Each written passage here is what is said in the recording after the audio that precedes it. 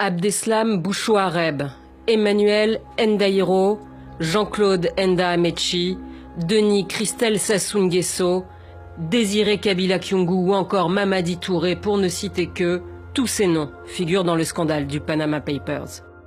Selon l'enquête inédite sur le monde opaque de la finance offshore et des paradis fiscaux, le ministre algérien de l'Industrie et des Mines, Abdeslam Bouchouareb, a détenu une société établie au Panama.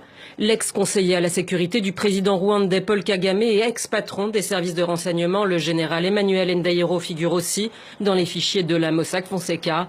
La société offshore dont il aurait été le directeur a été enregistrée aux îles Vierges britanniques à la fin des années 80, mais désactivée en 2010. Autre conseiller de chef d'État, Jean-Claude Enda Amechi, le nom du banquier ivoirien très proche de Laurent Gbagbo, apparaît en 2006 dans les fichiers de la firme panaméenne à travers une société offshore basée aux Seychelles. Si aucun chef d'État africain en exercice n'est personnellement cité, des proches de certains dirigeants en revanche le sont, comme le fils de l'actuel président congolais Denis Sassou Nguesso.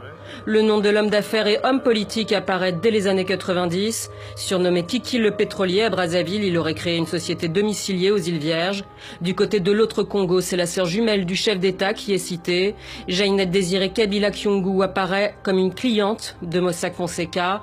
Enfin, la veuve de l'ancien chef d'État guinéen Lansana Conté, déjà citée dans une affaire de corruption, est aujourd'hui éclaboussée par ce nouveau scandale. D'autres personnalités africaines sont épinglées, telles que le fils de l'ancien secrétaire général des Nations Unies, Kojo Annan, le ministre angolais du pétrole ou encore l'homme d'affaires sénégalais, Pape Mamadou Pouye, arrêté en avril 2013 avec Karim Wade et condamné à 5 ans de prison pour complicité d'enrichissement illégal.